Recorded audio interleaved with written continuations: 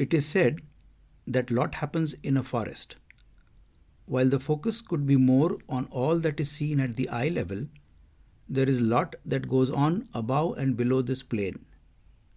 It takes a lot of patience, sensitivity, and understanding to comprehend a forest, skills that are equally important in the world of photography. But what if one's work includes wildlife as well as photography? What experiences and insights await in such a body of work? How does it trigger an entrepreneurial venture having a triple P goal of profits, people, and planet? To explore this subject and more, here is a conversation with Maithili Joshi, founder of Jungle Roots, a wildlife tourism venture operating for over a decade in the forests of Maharashtra and Madhya Pradesh. An avid photographer, a black belt holder in karate, and a wildlife enthusiast, Maithili is passionate about protecting and preserving forest ecosystems whilst simultaneously pursuing her interests as an entrepreneur.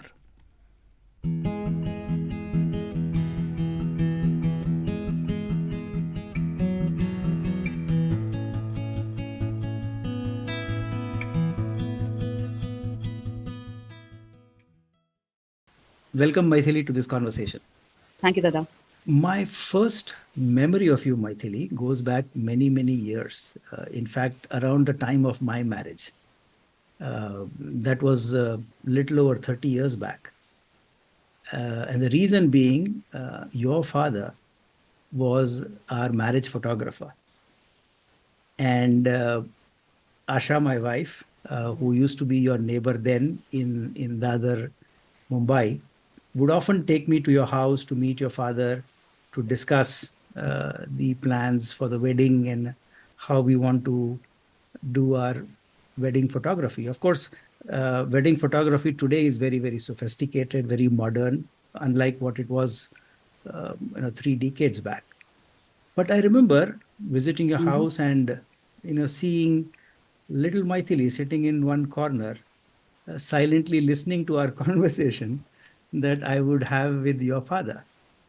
And I would like to believe after seeing your photographs, I mean, after seeing the photographs that you have taken in recent times, looks like amongst many things, you have inherited photography from your father.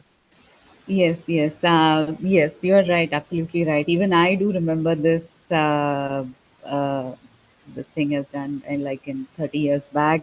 I was kid. I think I was just 9 years old at that time when you and Ashatai got married. And yes, I inherited this interest from my father. And as you introduced him, like who is a photographer, and he used to click many pictures of mine, like my pictures. And he teach me about photography as a skill and as an art, as a technique, how to read the subject, light, and everything. So I'm not a professional photographer, but yes, I am passionate about photography, and I think I'm gifted and blessed by my father. You know, of course, everybody's wedding is special. So was mine for me and Asha. And Hmm. we were particular about how we wanted the photographs to be taken, uh, both the formal ones and the candid ones, uh, just Yes. taking random pictures of people, maybe having food or having chat, etc., etc. And we were trying to have this conversation with your father in terms of how we wanted our album to look like. And what I Hmm. distinctly remember, Maithili, about your father, even now, after more than 30 years, the patience with which he listened to us. Uh, he had a smile on his face all the time. I think I don't know him personally very well, but I've that time felt he was a man of few words. I found him very understanding and sensitive. Yes. And I wonder if these two qualities help a photographer, be it a professional or even an amateur, to be understanding and to be sensitive, much more than the technique and the camera. I'm naive on this subject. You are an expert, so love to hear from you.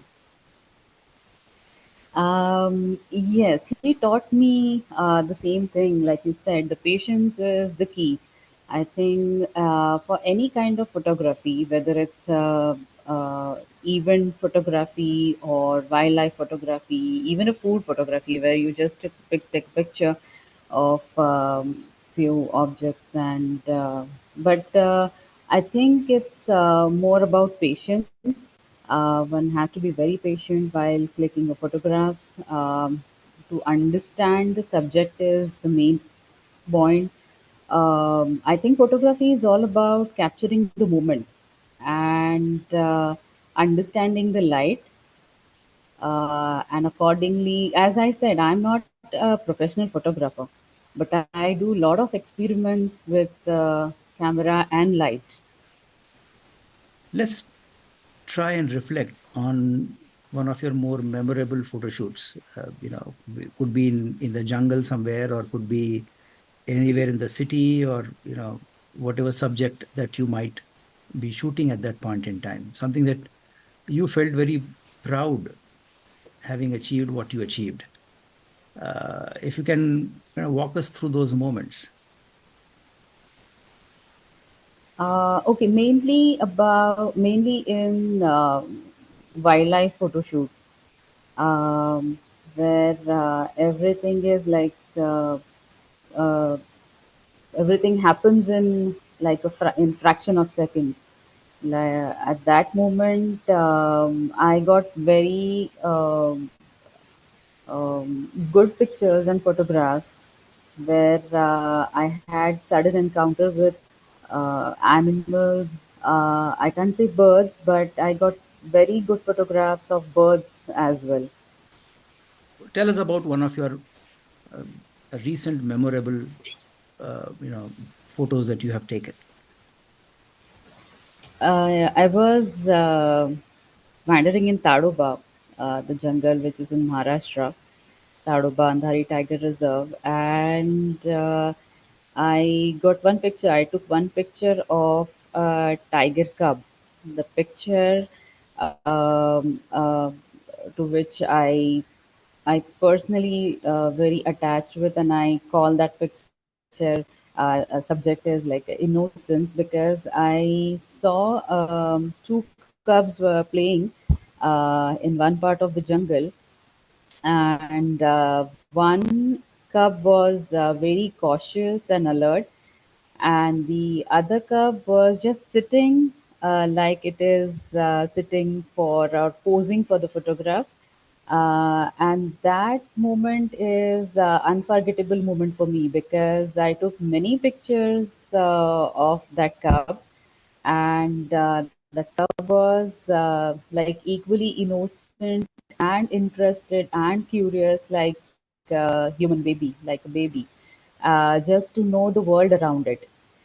And that's a very interesting story. And while taking these pictures of that curious cub, I could see the emotions in the eyes of that cub.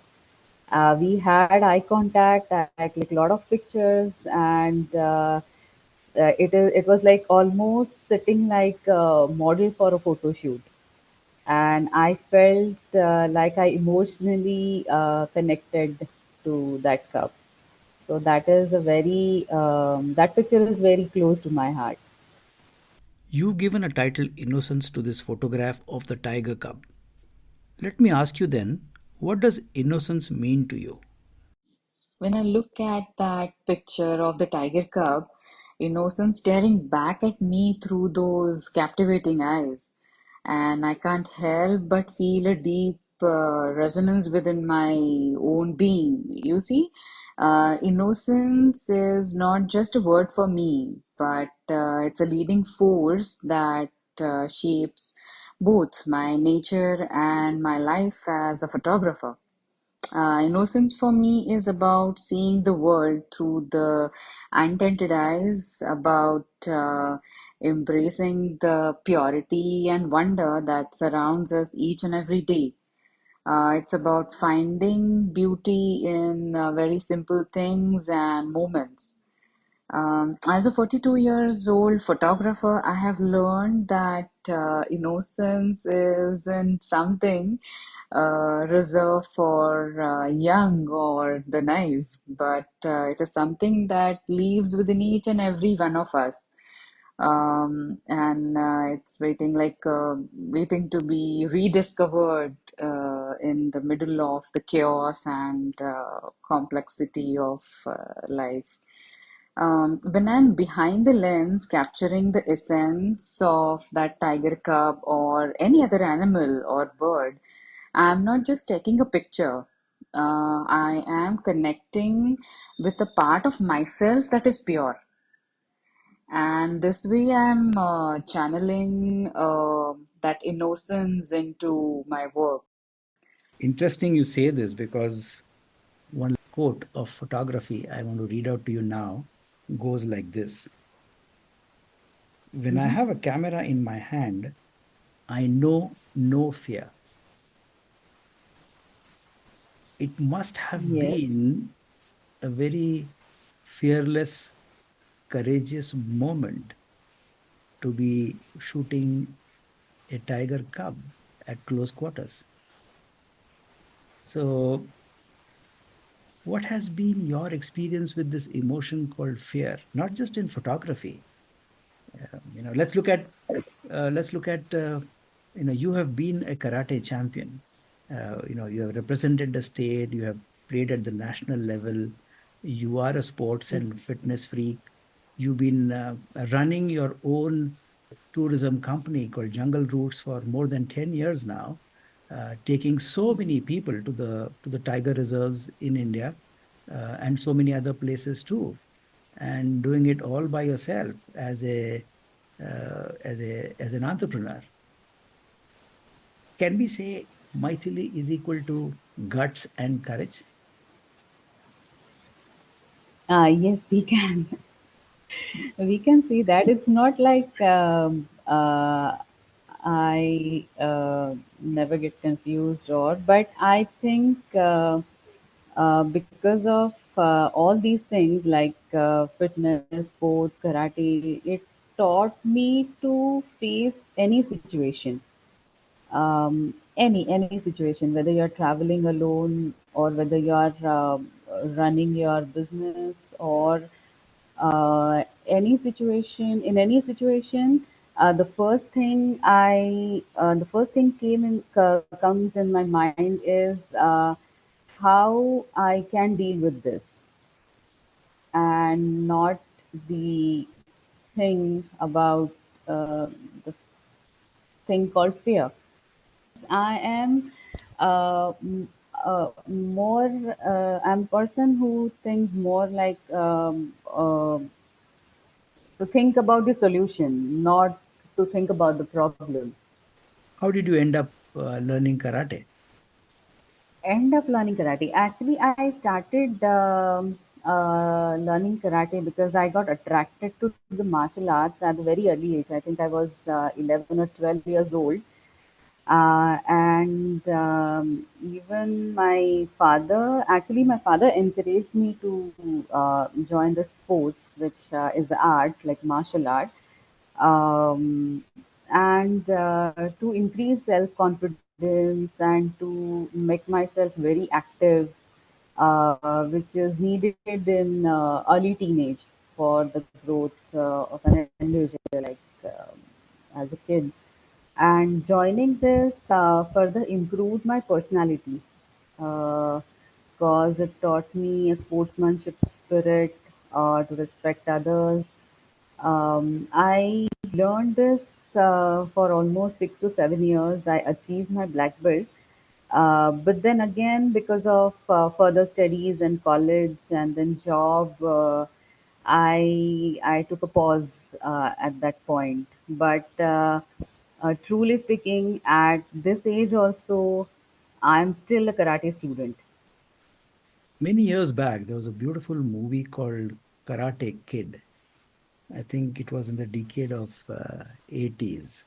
The story is a simple story. There's a young boy who gets bullied by friends uh, in high school. And he says, how do I give it back? And somewhere he learns that if he learns karate, he will be able to take these big bullies on.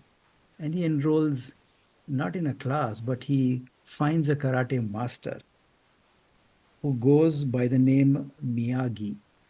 And this boy's name is Uh-huh. Daniel. When he goes to karate master Miyagi, saying that this is my situation and I want to learn karate from you, there's a beautiful dialogue that happens, and it's there on YouTube. Anybody wants to watch it, they can see it. Where Miyagi says to Miyagi is probably a man in his 50s, a Japanese man living an ordinary life. He is a garage mechanic, car and motor car mechanic, and that's what he does for living. And he tells young Daniel when he learns that this boy wants to learn karate. Miyagi says, first wash all car, then wax. Daniel says, hey, why do I have to? Ah, remember the deal, no questions. Yes, but he says, listen, wax on right hand, wax off left hand. So basically, he holds his right hand like this and says, you know, put the wax on the car. And he gives him a piece of cloth in his left hand and says, now wax off, wax on, wax off. Don't forget to breathe. It is very important. And he walks away. And he tells the kid that before you learn karate, try to learn the laborious work of waxing a car with wax on, wax off, wax on, wax off. Mundane, stupid, disciplined act of washing the car. I wonder, apart from the glitz and the glamour of this martial art called karate that you've learned so many years, you are a black belt, is it about simply wax on, wax off, keep doing the same thing again and again? Practice, practice, practice. Truly speaking, yes, practice, practice, practice, practice. Bruce Lee said that I fear not the man who has practiced thousand kicks once, but I fear the man who has practiced one kick thousand times. So yes, as you told the story of practice. So practice is very important, and even after so many years, like after 30 years, also I personally consider myself as a karate student, even though I was teaching in a class, of course, on a very basic level, but still there is so much to learn, I think. So you're always a student of karate.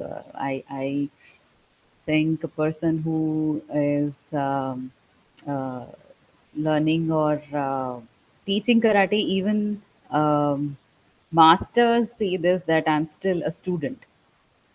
My master, he is about 55, yeah, of his age, and still he is appearing for many exams, and he himself consider himself as a student of karate, not a master of karate. So, if you were to pick three things that this martial art called karate has given you as a gift, what would they be? The very first and most important thing, that it gave me a sense of responsibility along with the power. When you have power, also, I mean, having the power is not just enough, but one should understand and learn how and where to use that power. So this is the main thing I learned from karate. Secondly, patience. It shaped my overall personality and prepared myself to face the competitive world. So, Maithili, a small request here. If you can Yeah. park for a moment these three lessons that the game of martial arts gave you, as you just said a moment ago, Mm-hmm. of Mm-hmm. responsibility, of patience, and being competitive. Kind of, let's park these three words for now, but and rewind back to the time when you chose travel and tourism as your career option. What happened then? Okay, I'm a commerce graduate, and I love geography mainly as a subject.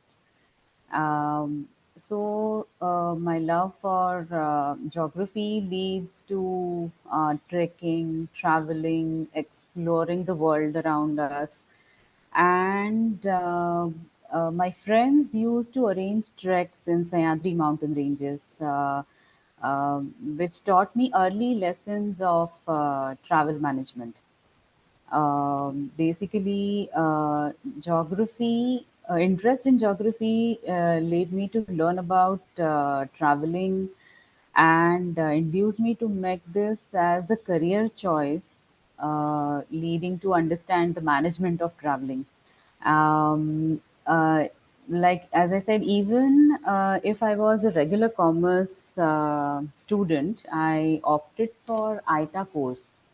ITA is International Air Transport Association, which professionally teaches the entire travel management globally.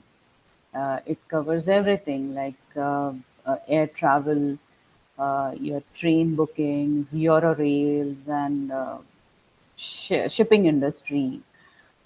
And then I joined a professional organization managing the entire travel management for the crew members, for the offshore clients. This is a stream. It's a well-managed professional industry working around the clock, supporting the global travel.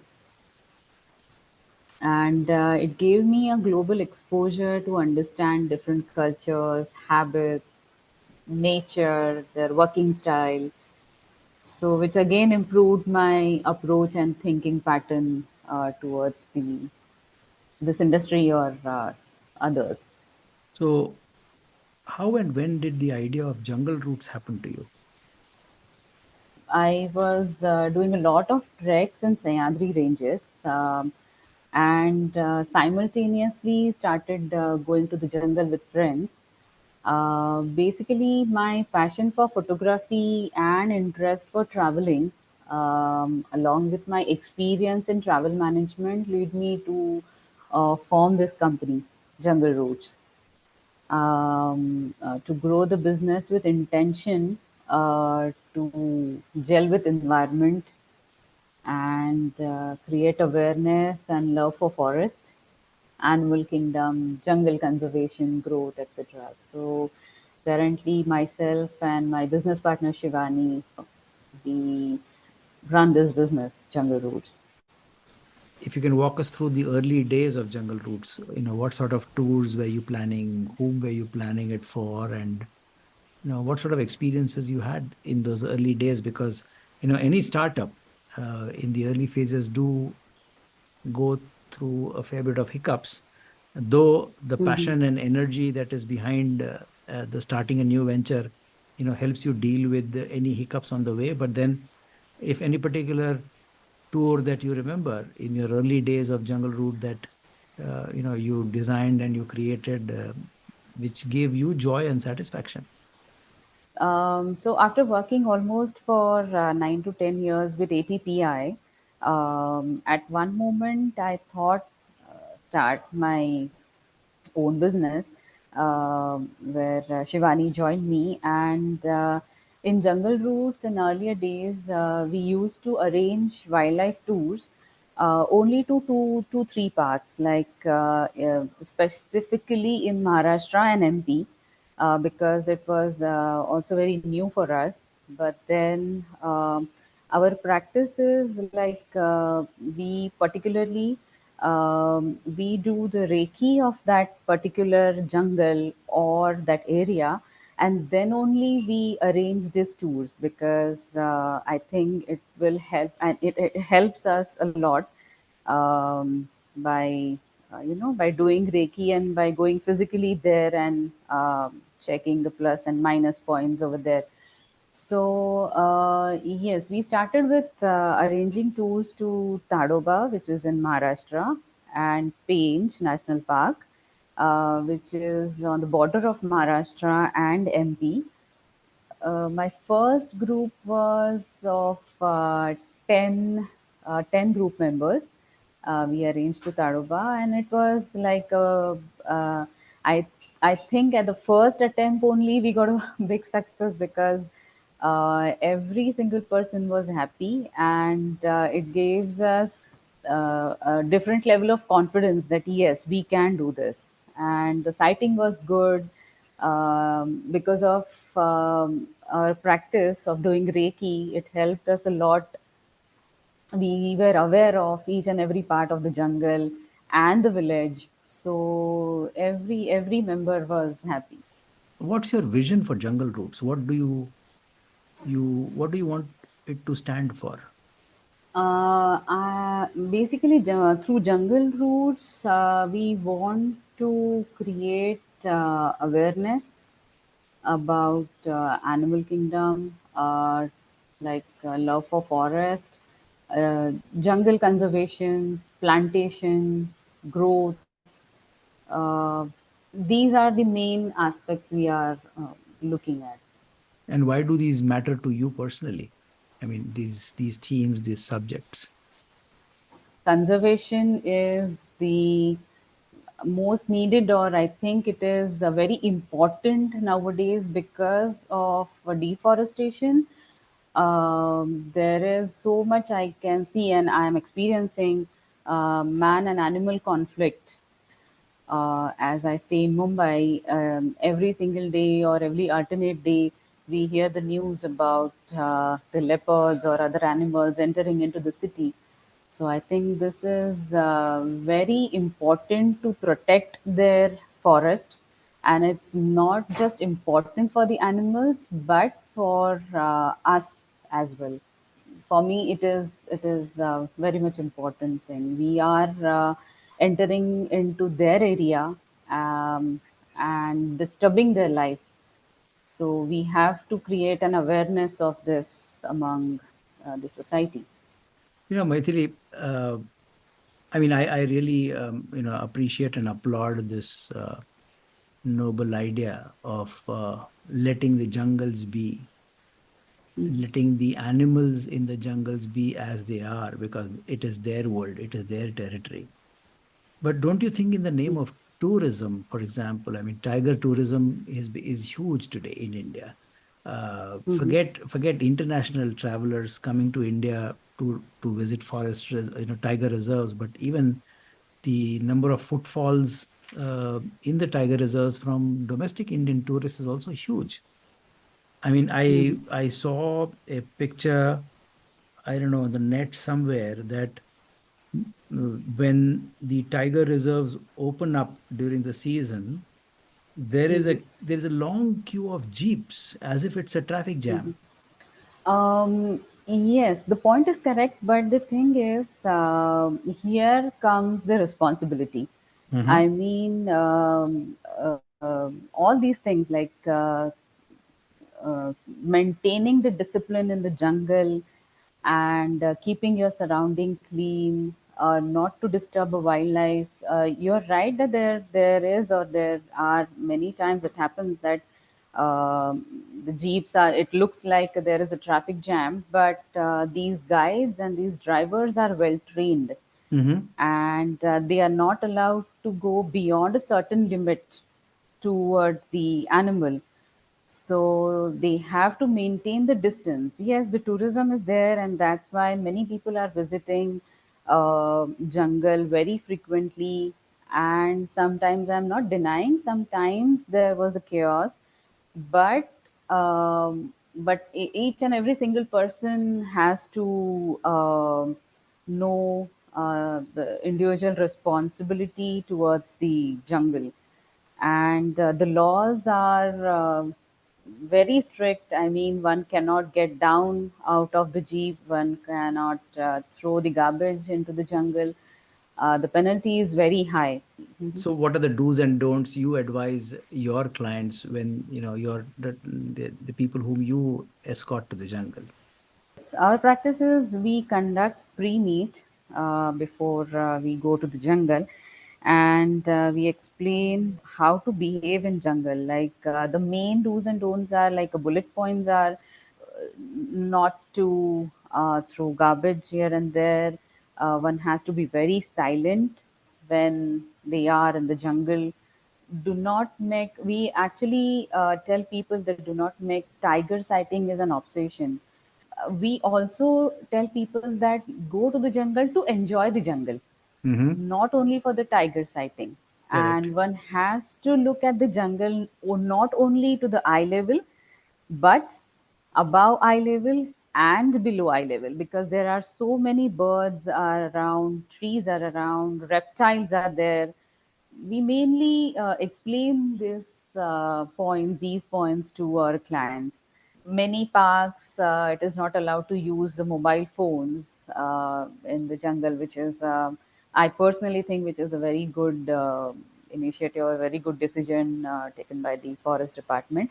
But even if you are using your mobile phone, then you have to be very cautious, because many times people forget that they are in jungle while taking selfies, and then accident happens. So we tell people to take care of all these things, not to wear any perfume, because of perfume the animals may get disturbed. These are the main points actually. Sure. So you said a moment ago about when you take people to forests, you don't want just to see them what is at the eye level, what is above the eye level, what is below the eye level. Watch every Hmm. single corner of the jungle because there's life Hmm. and Hmm. something beautiful happening. Uh, I mean, that would call for a very different kind of curiosity, right? I mean, people have to be Yeah. genuinely interested in learning Yes. about what happens in nature. But I think wildlife tourism can be important for a number of reasons. It is important for conservation. I mean, when done responsibly, wildlife tourism can help protect and preserve ecosystem. It can also fund conservation efforts, which can help endangered species, monitor wildlife, and increase local animal populations. It is important for local economies. Wildlife tourism can benefit local economies and provide future for families. So, would it be fair to say then, Maithili, that being in this profession of tourism for more than 10 years from with your own venture, Jungle Roots, and the 10 years before that, almost 10 years before that, but overall 20 years of work life in the area of wildlife tourism, uh, you yourself have moved on the scale of uh, patience from one end to a significant distance, isn't it? Yes. So Yes. if we were to look at Maithili almost 15, 20 years back, give an Hmm. example of her impatience then and an example of her patience today. Yes, as a teenager or as a college going person, before doing any job or starting any career, I was little impatient. But as I told you, my because of my father, I attracted to this photography very soon in my life, very early stage of my life. So it's not that highly impatient, but yes, due to that age, I was impatient in many things. Hmm. Uh, but after joining my first job and then entering into the business of jungle roots, the level has increased now. I mean, now I can sit as long as it takes for just one click. In the last month or last to last month, I was sitting in a hide for almost 6 hours to get a good picture of a bird. So, and of course, not only in wildlife, but it reflects or it helped me in normal day to day life as well. So does it help you in the traffic jams of Mumbai city? Yes, absolutely. I always carry my book. I love reading, and even I go to any function, a marriage, there is a book in my bag. So even if I stuck into the traffic, I start reading my book.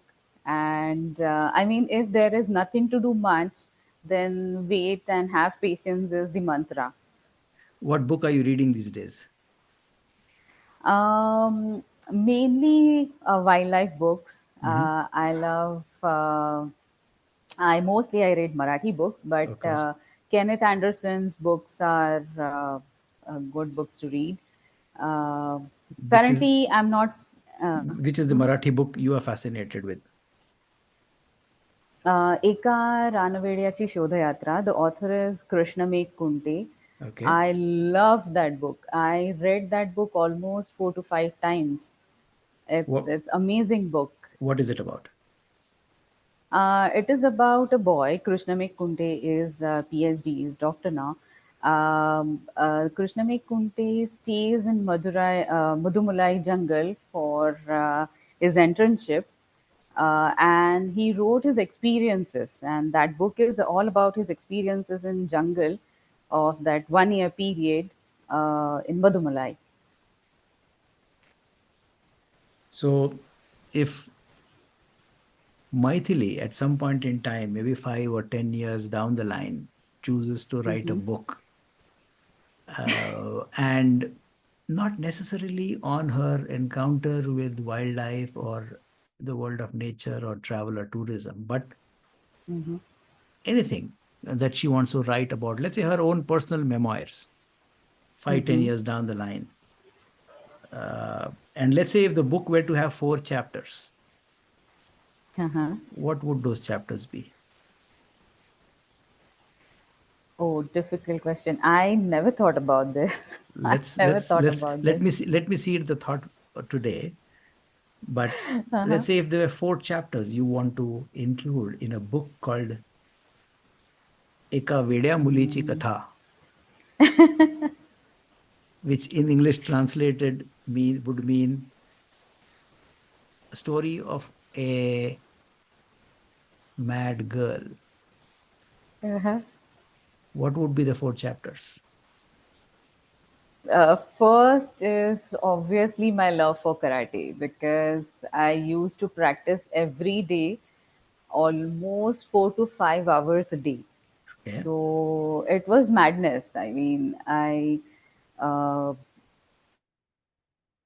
You still have the dress? uh, yes, yes, yes.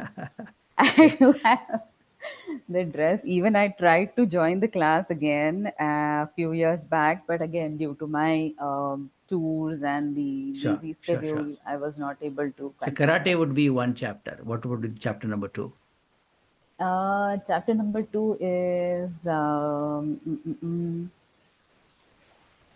no wildlife only. I think Okay. wildlife is the second chapter. In Chapter third three? chapter, I think I should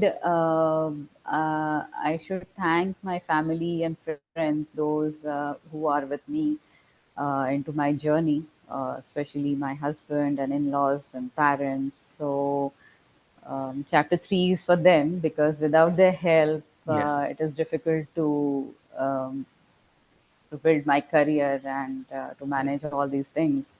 Okay. Chapter three is about the near and dear ones. And the final chapter? Yes. Final chapter is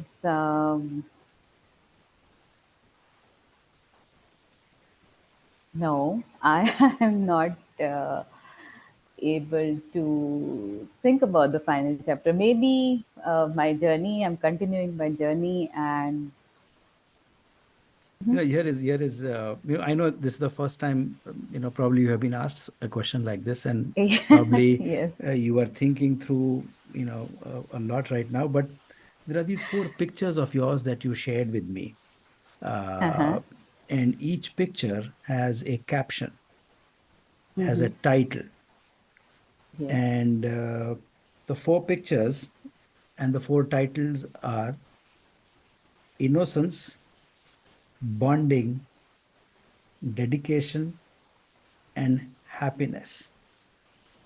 Uh-huh. And the innocence picture is about the cub that you shot in the jungle, and how you Mm-hmm. saw the innocence in his eyes. The second Right. picture, bonding, is about a beautiful picture of two birds uh, almost kissing each other on a tall tree branch. Mm-hmm. The dedication picture is about a foot of an old woman, which Mm-hmm. is where it's a cracked heel. There are so many cracks. It's a barefoot old woman walking on a road. And fourth is about a Mm-hmm. happy rural man. Uh, Mm-hmm. I wonder, you posted this on your Instagram or somewhere? Yes. Yes. So maybe as a part of this episode, we will leave the links to your Instagram for anybody to see it. But maybe I want to leave these possible titles of your book called Innocence, Bonding, Dedication, and Happiness. Earlier in a conversation, you spoke about what innocence means to you. So let me ask you, what does bonding mean to you? We were talking about one picture which I clicked in Tadoba Andhari Tiger Reserve. That picture is of two birds, Asian paradise flycatcher, male and female, sitting next to their nest. I just love that picture because in my photography, I aim to freeze moments that speaks to the heart, like this picture. It's very close to my heart. It shows the essence of bonding, a shared moment of unity and understanding. I feel. For me, capturing the essence of bonding is about living a life that reflects the beauty of connection. Beyond the lens, bonding is guiding principle in my life. It's about fostering connections with loved ones, with friends, and even strangers too. About nurturing relationships, sharing experiences, and supporting each other through life's ups and downs. According to me, in life, bonding is essential because it enriches our experiences in countless ways.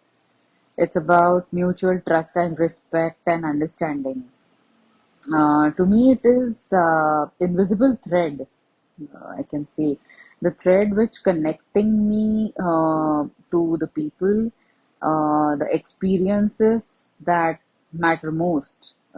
It's the warmth of shared smile, the comfort of familiar embrace, and strength founding in knowing that I'm not alone in my journey.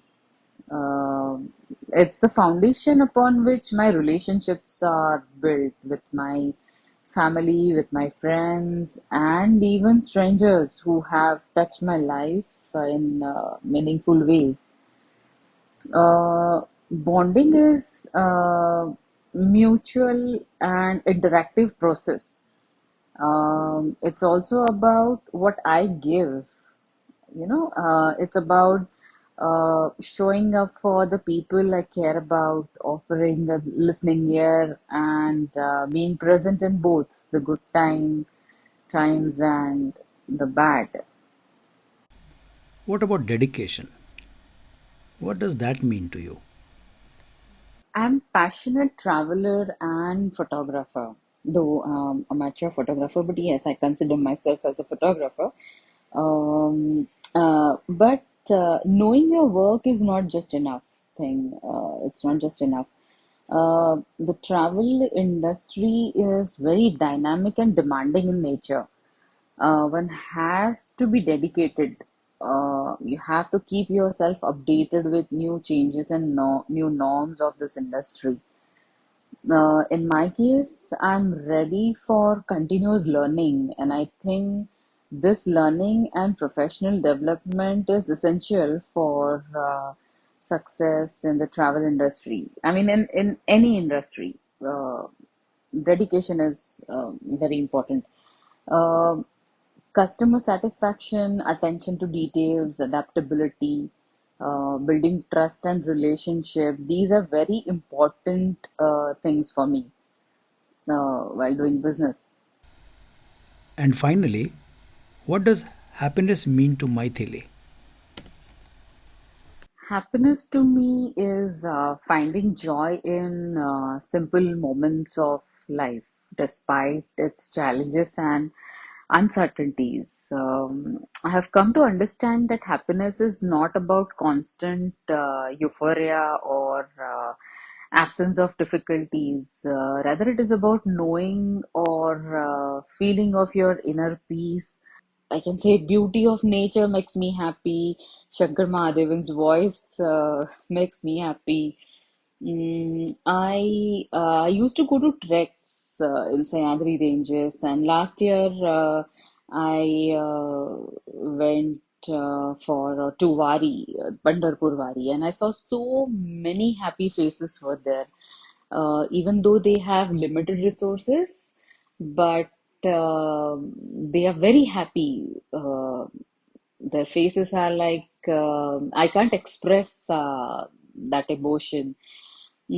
I think I'm happy because I have learned to appreciate the beauty of the journey with all its twists and turns. It's not like I never get tensed or sad or depressed, but I have learned to let go of unrealistic expectations and comparisons and instead focus on living authentically and true to myself. After so many years, we are reconnecting. Uh, Mm-hmm. so happy and you know glad that we have reconnected after so many years. Thanks to the podcast, and thanks for joining us in this conversation, sharing about yourself, about your work, about your your love for nature, your love for animals, your love for jungles. So Yes. just want to ask you as we end this conversation, Mm-hmm. what are you saying to yourself? What are you feeling right now? Oh, I'm feeling very happy. Actually, in just going a little like back in December, Asha Tai and I spoke about Wings podcast, and she asked me whether I'm comfortable and interested to share my experiences. And as I told you, I was invited to two, three events arranged by a few organizations in Mumbai and Nasik and Pune to talk about traveling industry and wildlife tourism, etc. But this is my first time where I'm talking and sharing my experiences on a podcast. So it is new for me, but yes, I was and I am excited. Um, and really, thank you so much for asking me about this podcast and inviting me about this podcast. Great, Maithili. Wish you good luck. Take care Yeah, thank you. Thank and you. stay safe. Thank you for your time today, my dear listeners. This is your host, Milind Agnihotri, signing off. Goodbye, take care, and stay safe.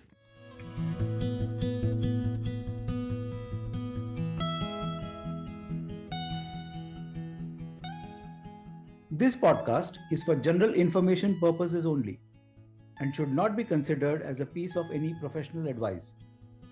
Views and opinions expressed in this podcast are those of its guest. Creators of this podcast expressly disclaim any and all liability or responsibility for any direct or indirect, consequential, or other damages arising out of any individual's use of this podcast. For feedback and suggestions, please write to wingsindia75 at gmail.com. Thank you.